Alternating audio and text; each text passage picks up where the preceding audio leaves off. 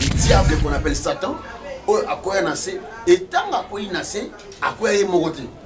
À quoi il a adepte naïe, à quoi il a belé dans le département naïe Mobimba. Et tant à quoi il a naissé, il y a opéré. Bible dit, malheur à la terre et à la mer, car le diable, votre ennemi, est descendu vers vous. C'est la différence à Kangolami. Abimara sauté, à l'Okara sauté, à Pumbape sauté. Et à mon assouk, on a bangoté. Mais moi, ce qui est espace, il y a dans la vie chrétienne. Mais espace, il y a la par-ci par-là. C'est par là aussi la porte va s'ouvrir. C'est par là l'esprit de Roson à 4 naïs. Pourquoi il y a peut-être? Ça va délivrance, mais Mili Meloban à 4 naïs. Mais pourquoi Mili Moana? Depuis quoi il y a vu les changements ratés? Est-ce que pasteur David a Angouya? En Angouya, le problème c'est pasteur. Le problème est que moi comme on dit Moana. Oya Koya qui n'est.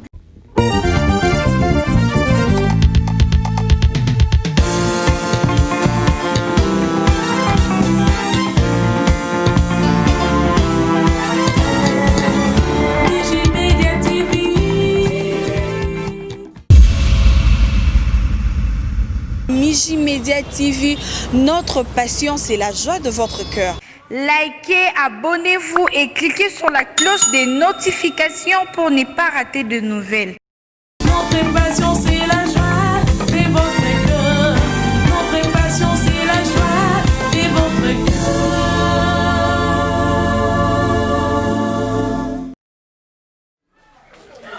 Bonjour chers amis téléspectateurs, shalom, shalom, peuple des dieux, le serviteur, le servant des dieux, de partout vous nous suivez, je vous salue.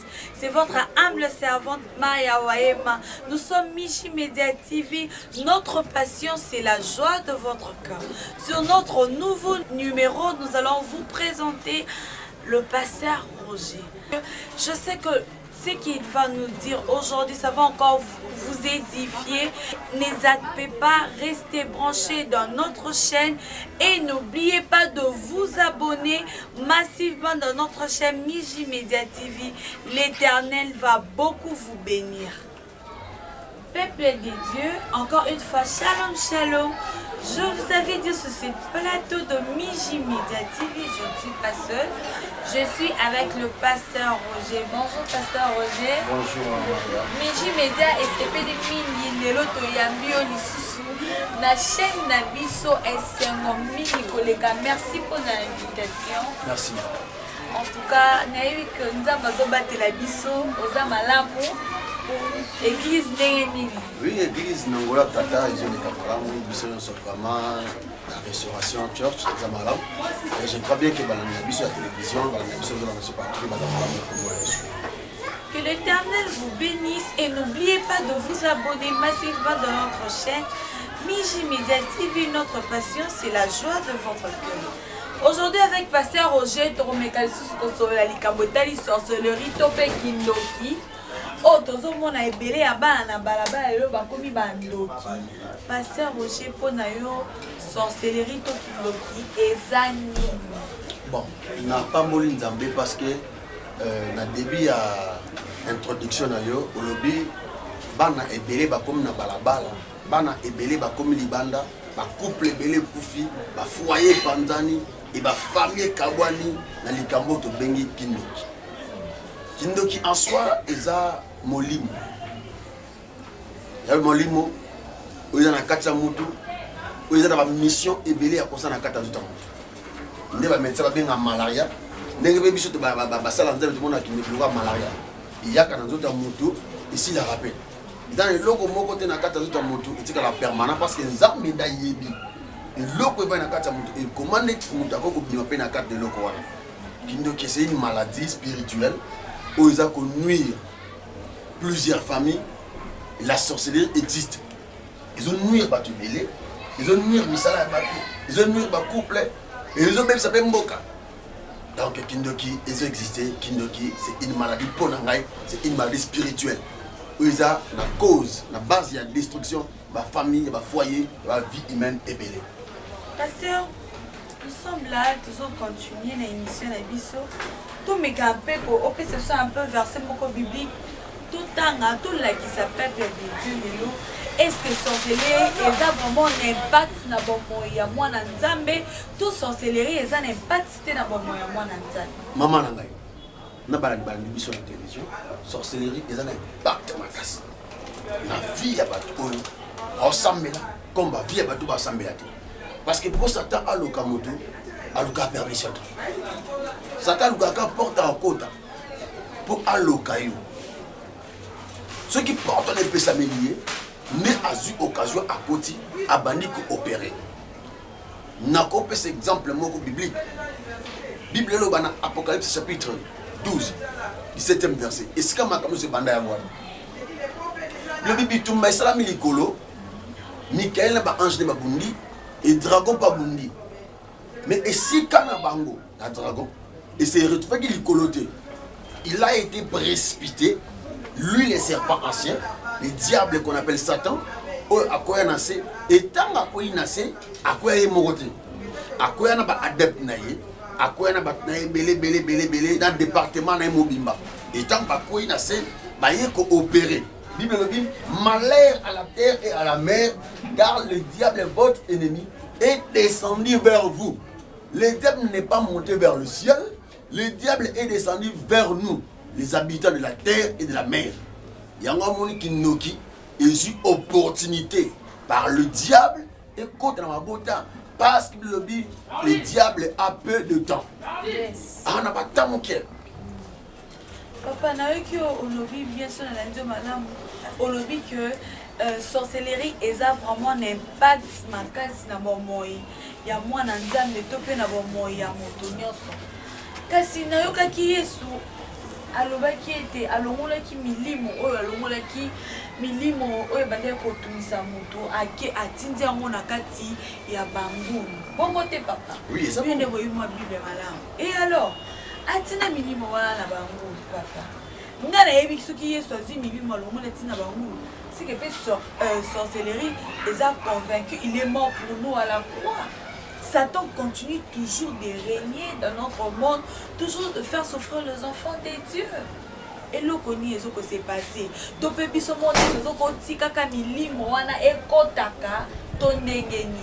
Merci, maman Maria. Le problème, c'est quoi? Tant que tu as une église, tu as un objectif, il y a mais c'est par la prophétie. Net au découvrir que l'ibota tel est contrôlé par tel ou tel esprit. Il y a un homme qui sont dans cette église. Il faut que le cateau ait état d'âme les andengue ni. Or, ce qui est état d'âme, il y a monté banité. Moutona banakotam la carte place moko, à tourner place moko. Et rien ne va changer dans sa vie. Non, répondre maman nangai. Tant qu'on dit que mouto est kat na Yesu. Yesu bengali mili mabe. Mili mabe kote na bangulu. Bangulu baké na kat na mai. Mais le problème est que Milimba Bengani, le problème est après sa délivrance, comment il mène sa vie. Tant sur là dans la télévision, autant de l'église est belée, au quoi peut-être. Ça la délivrance, Milim est le mais pourquoi Milim Ouana, depuis quoi il y a vu les changements ratés? Est-ce que pasteur d'Abinaz en Angouya? Le problème c'est pasteur. Le problème est que y a comme on dit oya koya qui l'église au milieu ma belle na kat na yé aimer ko conserver délivrance na vie. C'est ça le problème. C'est comme la sorcellerie. Somme ta kangola na sorcellerie et que ma porte se permet d'aller abima akangiango qui ne qu'ils ont ba ils ont battu. Mais tout na ba chrétien wana. Oh ba changer l'église tongo midi pourquoi? Ameni mo ano ba salle délivrance et simité. Délivrance mon côté na mo ki ba sala ke simbaka te simbaka. Le problème c'est quoi? Conduite ya mutuana après sa délivrance. Maman Maria, ils ont battu belé, ils ont passé dans Zambé. Ils ont battu belé, ils ont passé dans Zambé. On a qu'une église qui gagne, pasteur dans Angouya. Pasteur dans Angouya. Pasteur dans Angouya. Le problème c'est quoi? Bien autant que vous avez délivrance. Et après délivrance, pour ça, est-ce que vous maintenez la délivrance? Est-ce que vous conservez la gango? Est-ce que vous tambour la gaffe mandenge malobanza mais c'est un abisso? Au moins, les chrétiens, ils ont des délivrances et des sorcelleries. Attendez, Kindoki, surtout, vous êtes en Wap. Oh, comment on a fait un bisson. Après, on a dit, en Gouba. C'est délivrance à Kangolami. Abimara sauté, à l'Okara sauté, à Pumbape sauté. Et à mon assou, on a pas monté. Mais moi, ce que tu espace, il y a dans la vie chrétienne. Oui, bah, tant que l'espace, il y a la par-ci par-là. C'est par là aussi la porte va s'ouvrir. C'est par là l'esprit de l'érosion à 4 naïe. Bon, tant que Matthieu 12, 43, Matthieu 12, 43. Matthieu 12, 43. Matthieu 12, 43, nous allons lire au nom de Jésus. Amen. Lorsque l'esprit impur est sorti d'un homme, il va des lieux arides, cherchant du repos, et il n'en trouve point. Alors il dit, je retournerai dans ma maison d'où je suis sorti, et quand il arrive, il la trouve vide, balayée et ornée.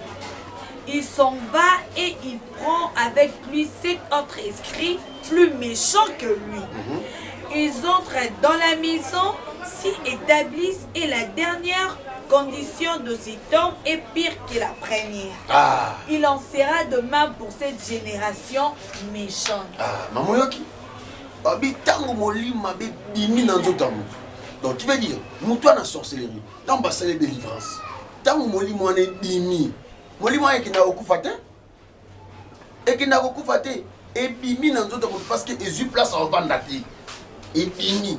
Donc c'est comme vous bien côté awa, vous déloger à qui, vous côté n'anda comme vous côté et l'eau moi bizarre vous déloger les bimi libanda. Mais tant que le roi est bimi libanda, et c'est mais ça n'anda quoi et que libanda écoute mi peut pas libanda ou et supporter et le banim na zonga na vérifier si réellement place pas benganinga muto makasho na vandité ma comme bi que tamba bengani abimi accueillir tamboli ya yengi bien aimé les esprits que nous chassons ba esprit wana et luka ko demeurer na 4 na biso ba yenga ka bazo ka place nya opana et le corps de la place opana té papa na nzoto na biso comme le corps de l'homme et le temple du Saint-Esprit.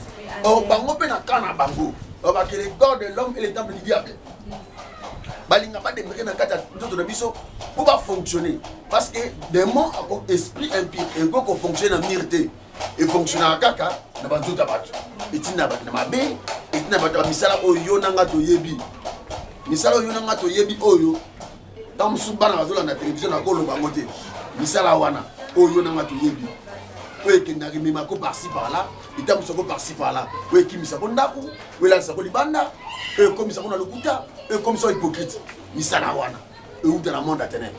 Et par rapport à ça, lorsqu'Abimi dans tout le monde, à quel bande? N'est-ce pas le lobby qui votre ennemi le diable rôde autour de vous? À que Moussikate? Az Balukaka, on a dit Azo Zunguluka wana, Azo Baluka. Alors qu'est-ce qu'il y a à côté? Et tant à comprendre que débat bengananga, nanaku wana ezaki kitoko, ba kombolango bien. La bonne bien, mais mon tabac d'agati. Il y a un moment où on a battu ba salé de délivrance. Il y a une zone normale, mais dans 4 n'est pas bandité. Le problème c'est qu'après délivrance, il faut y soit vendre. Mais comme il y soit bandité, l'esprit on a égoï italien bébé. Mon tabac n'a pas ça qu'est né. Mon tabac c'est pour les. À côté de l'entrée. À quel cas 7 autres esprits plus puissants que lui. Ceux qui sont sorcellerie, il y a des gars 5 ans. Moi, on a 5 ans, de 0 à 5 ans, à Colina Kindoki. Si on a comme 5 ans, vous avez un esprit qui est soit qui et qui sont les liaisons, et que vous soyez des mots plus puissants, plus gradés que les choses qui sont baillés dans 4 ans de temps, on a bien qu'on vende. Et tant qu'on va vendre, condition moutouana, condition naïe, et que les cas, aux acquis ceux qui par jour, abandonnent que le 3 fois. Oui, 3 multiplié par 5, 15. Donc, par jour, à combien qu'on le 15 fois. Soit multiplié par 7, 21. Parce que le dit, alors que nous avons 7 autres puissants esprits qu'on les cahiers. Donc, avec 7 autres puissants. Soit il y a 5 démons. Avec 7 moussoubaïs. Ça dit combien? 35. C'est 35, hein? C'est 35 démons dans 14 ans. Si on a qu'on vend, et chaque esprit a une fonction. Chaque esprit a une opération. Et chaque esprit a un agissement. Il y a un moment qui est moutouana. Tant que mengani milimo katnaye à quel banda. À quel banda. Au comprendre que nenga quel banda. Molimo wana katnaye tant ozonga. Moutouana comme un sentiment bizarre. Alors d'ailleurs voilà libanda tamula libanda. Moi qui papa la bila na libanda tamula libanda. Maman na bana ko finga te ko na fasita ko finga. Ndako na bitumbe zakete depuis milima bezonga na katanda kwana bitumbe koma lokola na ring. Kutu bakache na bakache babunda bongo te. Wana bitumba terrible. Maman peut-être yozo la na télévision. Papa zo na télévision. Makamwana osali constant na katanda kuna yo. Luka basala nzambe. Basalo musala, nous sommes là. Luka biso to c'est le musala. To bon de la pour yo et puis te orienter. Ne crois pas que pasteur ou a sali de délivrance à Zanangouya. Les problèmes ils ont après délivrance na yo. Et là nous salaki. Après délivrance na yo, on se comporte ndengeni. Ma Maria. Ba tout le monde à la télévision. On va jouer à la TV. Ils avaient pas de quoi dans l'église de Dieu. Là bangona. Le problème c'est quoi? A une église à Kingana Kouy. A une église dans la Kouy. Le problème c'est est-ce que Kokoya wan tant azola a changé? C'est ça. Est-ce que ça a changé? Sérieux ça va nous nangai. Le Kokoya qui l'église. Milima bébimi. Et après Kokoya mituna. Pourquoi situation là yo Kokoya 24 fois 50 fois l'église. Mais situation na kandenge moko. Risque kinyo ya bukano na karopa. Oui, risque au Padakan. Kania parce que pas heureusement nous avons placé par ange tatam ta point ndeni mabe ko mangate mais maman ina na bisolo komoko yo na la télévision mituna basela na délivrance sur la sorcellerie mano ki de kibima et tité ça moi na oje sur la tepane mituna et mon maman o comprendre que tu vas faire délivrance bon kamata ki moi na bon qu'est-ce que tu n'es pas koko wana pisa ikindoki eza sécurité d'État. Yo le moli moi na pas pour la banque c'est qui d'autre. Vous savez délivrance, vous savez le service ici. Moi la commune normale, mais les zones il y a une stabilité. Automatique moi na wana. Aux bénier ce jour, OK, allons rendre visite à notre mémé, à votre mémé. Oh, mais maman, vous raisonnez bien. Tant que n'est pas mémé na bangwana, un mot se déplacer quelque souba. OK que se soulager. OK que les dates sont mêlées comme moi. OK que moi na. Qu'est-ce qui prouve que ma intention koko wana asibende moi na zone délivrance? Yangwana, on a Moukolo, nous devons un rapport d'entrée. Pour moi, il y a quelque chose qui est lié à l'ignorance. Parce que moi, on a 5 ans, 3 ans, 4 ans, après on a maillé les militaires. Mais moi, on a 17 ans, on a des conscients. Alors, l'Ikamba délivrance, et c'est un peu de l'ango, malam. Pour me limo de tangi, ils ont tout à monde. Et vendi, et opéré. Et ils ont tout à monde. Ndenge pe yo ka elenga makamyo salaka. O elenga makamyo salaka ezaka lié na ba milimo mabe. Impolité sur zaka dango zali na milimo mabe. Kindumo wana lié na milimo mabe. Do nyoso salaka mabe wana ezaka lié na milimo mabe. Et tango osala yango. Ezaka sukali. Ezaka elengi. Et puis ça amène le kumi, diable. Yes. O tango diable a sebela nzoto na yo, yango abana ko tinoka ba bisika oyo ya lingaka. Na bisiko ya lingaka ne bozo kolokota ba milimo de gauche à droite bo sangisa bongo lokola ba mama wenze batika bandunda basangisa bandunda sa liboki. Ma sœur, mon frère, combien de fois basali le délivrance milimo be combien de fois et l'on esprit ça qui vient changer te na souci na ngezani muta une église a telemi basameli ponae a gangi Jésus a koyi milimo be lobi c'est une délivrance, mais puis ça monte en 2 jours. Il y a un maman, il y a un habité à son nom, dans la télévision. Satan le bahanim. À quelle église? Après cela. Satan il s'est abattu après cela. Il y a un après cela dans sa vie. Après délivrance, à ça, il va présenter le logo lingaka. Faiblesse na yo. Faiblesse na yo. Nesika Satan mandak.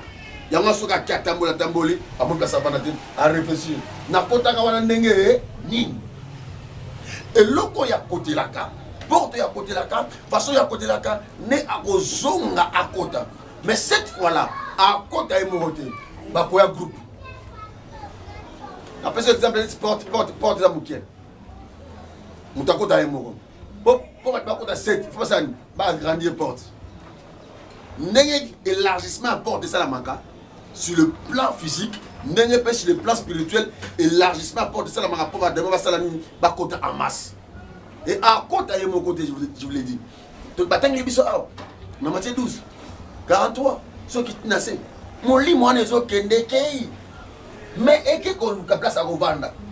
Bien aimé, ton corps n'est pas le demeure du diable. Amen. Ton corps n'est pas un endroit que le diable va tirer gloire. Ton corps, c'est le temple du Saint-Esprit. Et pour aller plus loin, je te dirais, tu es le patrimoine de Dieu. Yes. Tu es la personne que Dieu est mort à la croix pour la sauver. Amen. Tu n'es pas l'objet du diable. Prends la conscience et dis-toi, Christ est mort à la croix pour moi. Pourquoi je vais demeurer dans cette vie? Une vie d'impiété. Ceux qui ne te font pas les audaces dans la vie, c'est parce qu'ils m'ont refondé les portes. Parce que qui t'a dit que si tu n'as pas Christ en toi, le fait d'aller à l'église, ça ne prouve pas que nous sommes chrétiens. Les démons aussi ont besoin d'un chrétien. Les démons sont pas plein d'église. Maman Maria. Et puis, ils ont un livre, il y a. Si je ne m'abuse pas dans le livre, il marque comme ça. On peut être les solo, il y a fou de gadaré. Mais Moutouana, avec des mères, n'a côté. En avant, il y a sepulcre. Avant, il y a côté de sepulcre. Et si avant, il y a sepulcre, il y a côté de la carte de la vie, et le mot est dans papa, il y a un moko. L'autre, maman, vous avez bien un le mabe kota pwani kindoki oto benga kindoki na beza molimo eza yajisaka na ba domaine ebele et koko te dans le domaine de la pauvreté et koko te dans le domaine du chômage et koko te dans le domaine de la stérilité parce que ils ont centre bango mo bokiti bien que les sorciers ce sont les éclaireurs, ce sont des petits esprits au bango batindaka pour pas espionner ba yeba quartier yango moni ndoki. Pour opérer, il faut que nous soyons. Mais magicien opérer à bon côté. Mais c'est comme ça que nous avons envoûté bino. Mais donc il faut à côté de nous là envoûter bino sur la boutouana, sur la soubeli bino sur passani, bah moi il va indépendant de ça là. Allez, abimili banda. Si la sorcellerie a l'audace de détruire, c'est parce que toi-même tu as des portes ouvertes.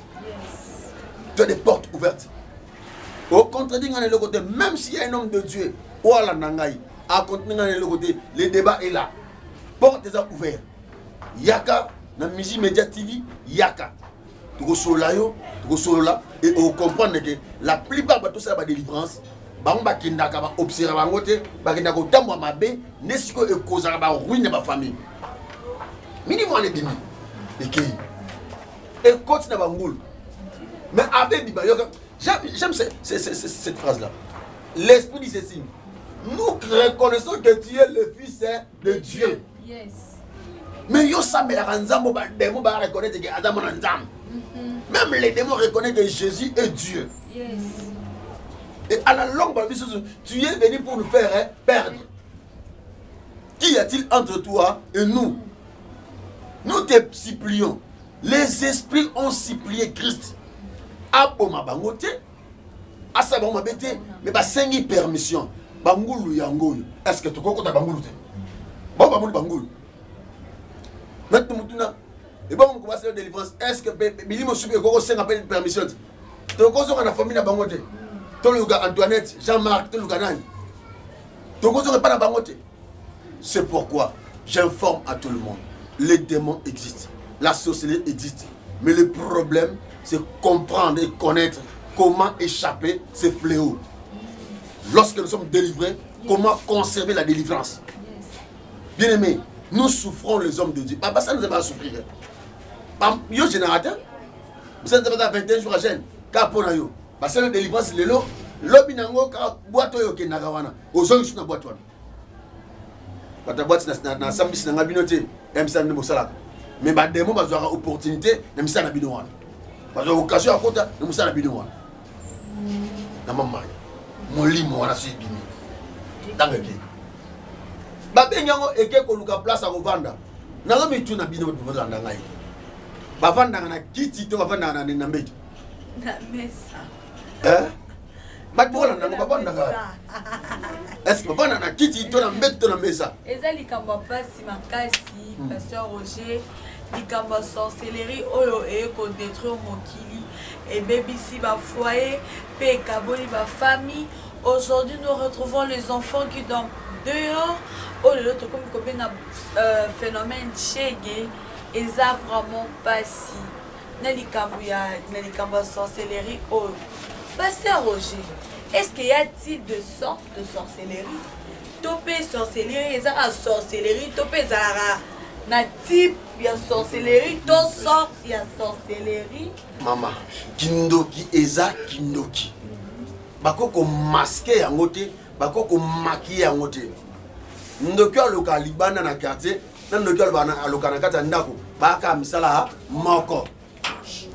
Ndoki aloka na zandu, na aloka na wenzi, baka misala moko. Mais le problème c'est quoi?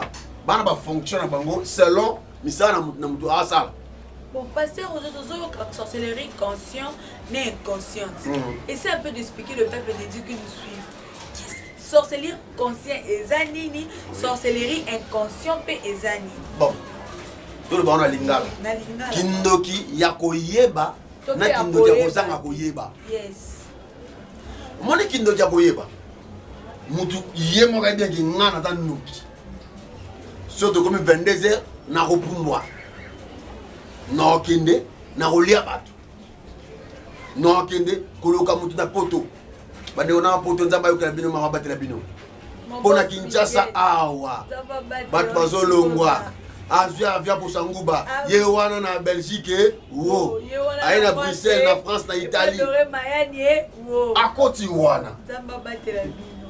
Abandi koloka mutu batazoli ya frites. Yes. Mutu bakata metro. Bazoke ne koloka ye. Donc en bonne sanité que mutu na tina 5 €, 10 €, 20 €. Sorcier conscient, tout ce qu'il fait, sa conscience est avec lui. Ah oui. Il est conscient de ce qu'il fait. Aïe, qui ngana butu pumbwa. Aïe, que na butu à ça la calendrier. Abinga mois décembre le quoi battu la bambongo mingi, na que nego beli sa mutu na mbongo wana. Pona lugande inalia. Yo kana buzo. Mutu atina la bino mbongo bolia biloko bolia kana nzoto boy. Yo ozi manda. Oyebisi maître na sorcellerie maître. Ngana opesa bino mutu poto wana.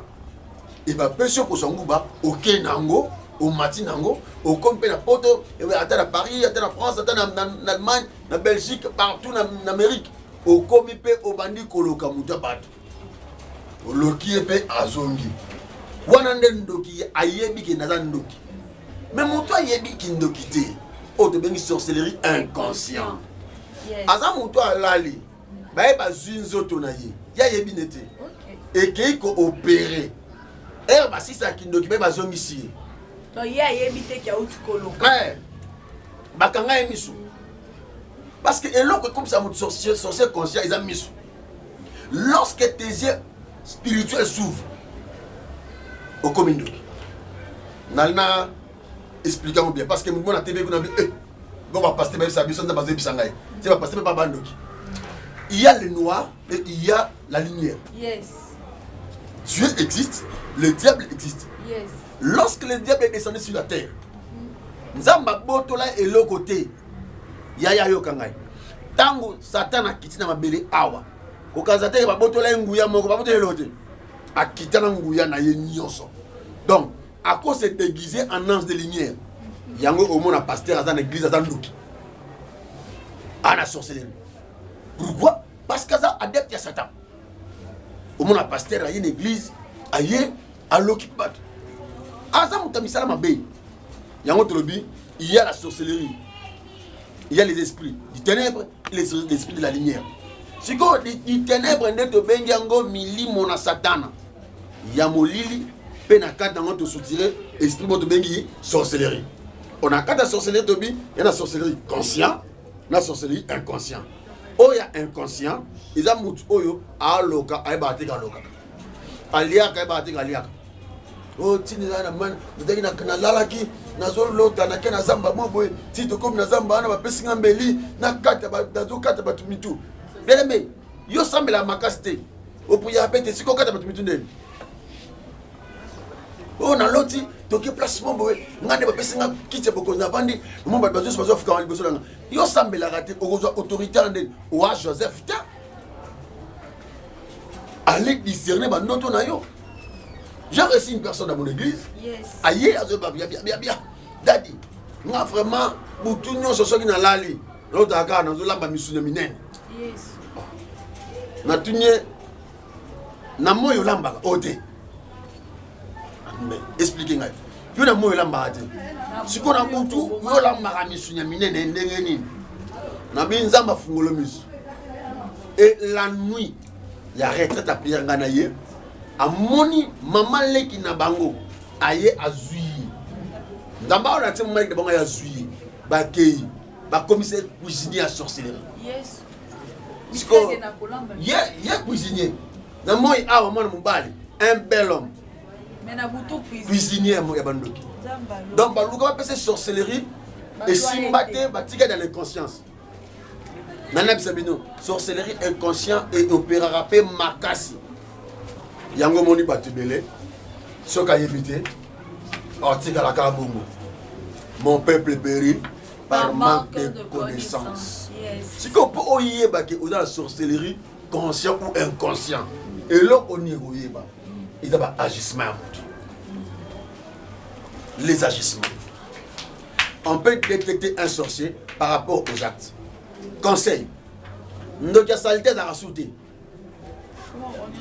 teba kala kendo kifaza mayanzi makwanza nzoto solo te na habité ba gloire à Dieu pour ba parfait bima na habité gloire à Dieu pour ba stick bima na habité ndokia salga da suite ndokia comme propre ndokia comme la voiture ba changer méthode ya ko travailler monde a tebe c'est bon so ka bo cristal bon ni mabinoté il faut changer ce que ensemble mi tukana ya molili asala effort asoma mutuka na moi amota mo anango ah mais arando ka ndoki na mutuka. Ma sœur, mon frère, si tu n'as pas Jésus, tu es nul. Amen. Si tu n'as pas Jésus, tu es nul. Ok, mousikate. Un sorcier inconscient, à cause ça a 10 ans dans l'inconscience, mais il détruit les vies. 10 ans dans l'inconscience, il détruit les vies. Il détruit aussi sa vie, pasteur. Ce qui déjà battu, monsieur Zobébi, ça. Et bon, un mot. Maman, arrête de la série. Ceux qui vraiment vivent à monsieur Zobébi, ça. Et bon, c'est qui est bon, ça va mort. Ah oui. Il y a un maman, so moni mwana yo akomna ba agissement mo bizarre okanga misute luka basala nzambe o ba ko inspirer confiance yaka nous sommes là dans ce niveau là musique média boza numéro nanga na pas moli de comme na Chine a benga kinga vers 3h a bisinga pasteur message au PC bien sûr les femmes et maris de nuit. Yes. C'est ce qui se passe dans ma maison. Que Dieu soit loué. Ne quoi na sinza ma pambo mama rose dans ma pambo là. Amen. Abia landa ki biso awa na sin abengi biso brebinga vers 3h. Nzamba zolo. Nzamba pambo mama rose. Et bino pa on na numéro nanga le 243 81 20 10 458 ko hésiter à tous en Allemagne, à tous oh na panda na Danemark, na panda par-ci par-là. Mama benga. Chaîne Oyo, ils ont un national, ils ont international. Ils ont partout. Sur le YouTube, nous avons un abisso. Alors, nous avons invité, nous avons hésité. Moi, nous avons dit que nous avons dit que nous avons dit que nous avons dit que nous avons dit que parce que nous avons dit que nous avons fait un visa. Ah oui. Comment expliquer que maintenant nous avons un poto, ils ont dit que nous avons dit tant que nous avons dit que nous avons dit que oh, maman, français, belleté. Cherche Jésus. Amen. Moi je parle bien l'anglais. Et là, on m'a bêté. Na anglais, wana. Moi, on a appelé sorcier inconscient. Na français, wana. Moi, on a appelé sorcier inconscient. Et bon, tant que je me balle, bah, comme c'est sorcier. L'inconscient. mobali na yo akoma muta milanga jour ya na be fait belé maman Maria oyo bando bakota ba inconscience ezebele oyo so meto te epengla dans ce lala ya mwana bikana mukuse. Un sorcier ou une sorcière inconsciente ou inconscient, c'est une personne qui agit indépendamment de sa volonté. La personne est téléguidée ou la personne est dirigée par un esprit provenant d'une autre personne ou d'une autre personne. Yes. Et ces gens sont commandés pour opérer. Lui, il est là, inconscient. Il y a le col à vélo. So, tamboli ko na ngoto etambolate. Il y a le col à mutuka. Ils ont la conscience. Mais ma biso na ville. Mon dirigeant, on a eu d'importance nango. Yango moni mundela changer. Ache mutuka na ordinateur. Etambola yango na conscience nango. Ils ont appartenu sur la sorcellerie. En tout cas, maman Maya. Likamba qui conscience, donc inconscience. Et ils ont des choses qui ont frappé ma famille. Bon là, ça m'a sauté dans le ndak on a bino. Bon bah nasi ko vérifier ko vérifier ban. Vérifier mbal na yo. Tamso oh ba commissaire femme de nité. Ba commissaire mari. Est-ce que dit que tant que mari de ni a demeuré longtemps na kata muzota mutu. Mutana comme sorcier. Oui. Oui, je vous dis la vérité. Lorsque Marie de a vendu trop na kata mutu, mutana comme la sorcellerie. Un petit exemple. Papa avant nanda pour un normal, moi si naïe, ayana moi naïe, ya moi si. Tant que papa wana, a comme que maintenant moi na moi si naïe. Vous trouvez normal? Sorcellerie. Des bois ça vous trouvez normal? Sorcellerie, papa. Peut-être Jean-Marc, peut-être François, peut-être yo vendu, papa Franck, tant que qui n'a le vendu wana. Comment va bien on habiter? Vous savez pas comme wana. Et ça mon ami, so comme me que le ballon bengano. Bah effet bah mari de nakata tout na yo bah femme de tout na yo bah tinda opposé bah acte moko déloyal eux a normalité. Les sorciers nous poussent à poser des actes qui ne sont pas normaux, des actes anormaux. Maman kula subhanallah La bête. bon allez bien ben na kanga de bonne église la paix assemblée assemblée, la responsabilité sur le haut. Tu es en retraite, tu pries. Tu poses. Est-ce que tu as un bolal? Nous avons un bibliothèque, c'est le bolal. C'est quand on va balali.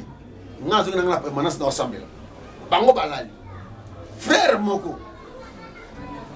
Moi, mon bali, âgé à 30 ans. Alignam Pumbana Boutouana. Nous avons frappé sur place. Bétier Mbata, Gandhi, pasteur. Nabi Mabo, Moukolo, il y a 30 ans, a subi. Nakat église, c'est dans mon église. Nakat église, Moukolo a subi. Nabani ko auditionné, Nayo Kasikoye, André Sanga, a sala 3 ans d'église. Abi depuis Naya Awa, Naya Akapona Loka. Yes. 3 ans. Beaucoup vont appeler la sorcière dans la 15 ans. Ah oui. Si Dieu ne dévoile pas la personne, boutique à la voie bâtie. 3 ans. Natuni boti au compte à la tu au compte à la catégorie, au compte à la abis d'addition à yé, sur la vie qui joue à la prière à Bakash, Natika Olibanda. Abis surtout sur yo zate, mais sur la côte d'église, ah, on a opéré dans la ligne. Ce n'est pas un. Abis parce que puissance na yo, n'a pas abisso. Et puis je suis alors il faut que les bandes pas dévoiler. Oh, pour na ya quand que jour on a peine à quelque chose ni kolala. Mais après ça ni que nzamba biso ngala la télé compter prier bat balal. Donc bat balal ni azu frappe à bandi ko confesser. A bébé ça va fiancer bat dans quatre église, a bébé ça ya. Dans moment pas bala muso ya ki église que liboso ti après certain et 4 années. Mais mon ba le frère bazaka azaka gentil na sero. Banda kel malam, mais liba le fande ngeni. Kindoki. Yobwana Kindoki. On appelle ce conseil. Bible de Jean 3,16. Dieu a tant aimé le monde. Il a donné son Fils unique, en fait que quiconque croit en lui ne périsse pas mais qu'il ait la vie éternelle. Nengoza on vandi au Kantebele. Ah non pas Kindoki nden. Kaka ndengo ndimela ki Satan. Quand on dit Jésus. Peut-être on dit que Satan est puissant. Oui, le diable est puissant. Mais Jésus-Christ est le tout puissant. Yes. Grand maître, grand maître, Moutouma Boye, Adaka Jalou, Nabi Salinga Bisote, ben ça me vérité. Nabanda ou Bakinabi, Papa Sabino, Papa Sabino, Nanamon de Bion. Oh, grand maître, grand maître, de comme Jésus. Bible les hommes à son nom, tout genou fléchit et toute langue confesse que Jésus-Christ est Seigneur. Donc il est le Seigneur dans la lumière, il est le Seigneur dans les ténèbres, même dans l'eau, Jésus-Christ est Seigneur, dans la forêt, il est le Seigneur, même dans l'espace, il est Seigneur. Yom to lanangai. Et l'eau les a représentés de pas Christ. Parce qu'on va na machi, on va na vodou, on va na kanka. Et l'eau les a représentés de pas Christ. On a un grand maïkayen, on a un vrai yokoshi. Et là, on est en groupe de Christ. En dehors de Jésus, il n'y a pas de vie. C'est Jésus qui sauve et c'est lui qui délivre. Il a le monopole de ta vie. Décideur final, il y a vie, il y a bon moïno, il y a pour vivre, il y a aucune musique, il y a Jésus. Il y a un de konanga tika kindoki. Ça produit rien. Bando soa yango, on y a combien? Et combien au ça? Oh, allo bien. Nanga kindoki nanga ya oliate. Ya bomba famille. Lokuta. Oh kodia. Kindoki ya bomba famille za ngate. Au moins muto baza kindoki ya bomba famille. Tana famille na. Soki baza na mbongo, na bali za ngate. So bana mbongo, mabote za ngate. Parce qu'il y a bomba famille. Pour mudakufa te. Azi ba étoile na bango a hypothéquer yango. Tanga teki yango, allez. Maman confié bébé. Vraiment, vraiment. Donc c'était un peu ça. Zambe ya Lola Azwa Lokumu, Pasteur Roger. Encore une fois, merci beaucoup. Mamate Anayo, ma prédication Anayo. Ils ont vraiment pour édifier peuple des dieux. Azola Nabiso. Un grand merci à mon boss. Encore une fois, grand merci à toi, mon boss Miguel. Depuis Belgique pour cette initiative, la chaîne pour édifier peuple de Dieu nous sommes chez les Kasomoniembo, la résidence Yaba Kasomoniembo, maman Joséphine, papa Hubert Kito Kasomoniembo. Merci beaucoup, merci que l'Éternel continue de vous bénir abondamment. Pasteur Roger, nous sommes arrivés à la fin. Je sais que Sorcellerie saison 2 et Kozangate et Ozala, un mot de la fin pour le peuple des dieux que nous suivons. Bon, un mot de la fin est celle-ci. Maman, bana lelo, bana ça constat dans ndakuna. Bana ça constat, il y a mirte, il y a bano boti. Bible lobby, bana bazali pamboli. Ce qui moi na moka baby, au baby c'est bana nyos. Ceux qui ont l'église, Boana Kinshasa, la Pespina Grèce Église. Bakole 134A, na commune Lemba na Salon. Ceux qui ont dit Banamboka, numéro de téléphone, plus 243 81 20 10 458. Na Parnanga, Nzamba Pambola Bino. À la prochaine fois, Tokutana Bino, plein de bonnes choses. À vous. Merci. Et voilà, nous sommes arrivés à la fin de notre émission. Que l'Éternel vous bénisse. N'oubliez pas de vous abonner massivement dans notre chaîne Miji Media TV. Notre passion, c'est la joie de votre cœur. Un grand merci à mon boss Miguel depuis Belgique. Le cœur de maman Mireille Louvitou, à ma coordonnatrice Pichou Mouzing, à la maman des Blessings, au prof Toussaint, à mes sœurs Aïcha, Doré, Mayani, Grazaïna, de partout vous me suivez, je vous aime beaucoup. À mes frères, le prophète Réasseur depuis Lubumbashi, Raphaël Kasomoniembo, notre cadette Gabriela, félicitations à toi Michel Sandala, licencié en pétrole et gaz. Sans oublier ma fille Grace Oricia. Je vous aime beaucoup et nous allons nous retrouver prochainement.